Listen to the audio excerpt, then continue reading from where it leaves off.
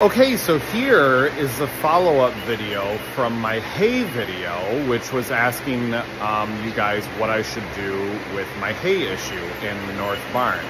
So, a lot of awesome, great feedback.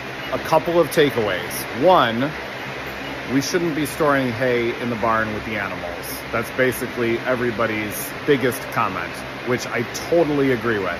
So, what we're gonna do is after we move through the hay that's in here, we are going to build a separate outside structure to store hay in a non-heated or animal area, which is really the ultimate solution.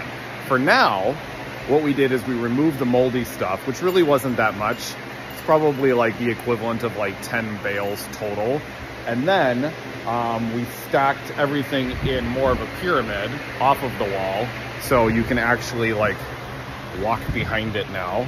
Some of the other solutions, if we were gonna keep the hay in here, was to separate it off from the rest of the barn. So our here is actually on the other side. So one of the suggestions was build a wall across and don't heat the section where the hay is, which would have worked. Another suggestion, which everybody had, was put the hay up on pallets, which we will do in the future when we bring hay in here. We'll bring in like a week or two worth of hay at a time, and then we'll put it on pallets and keep it off the walls.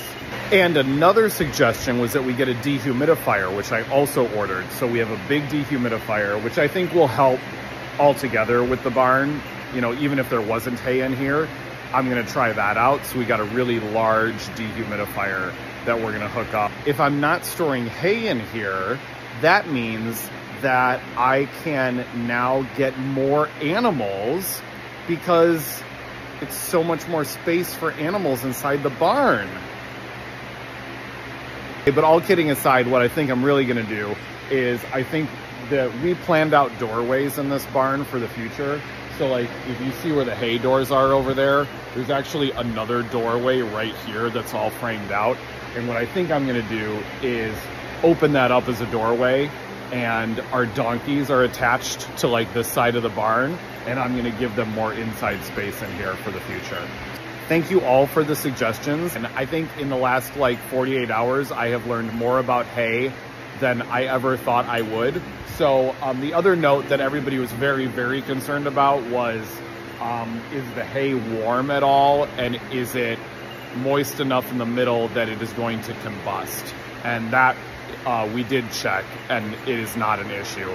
This hay honestly has only been in here for a couple of weeks, and it will only take us about a week or two to go through all of this because we have so many animals.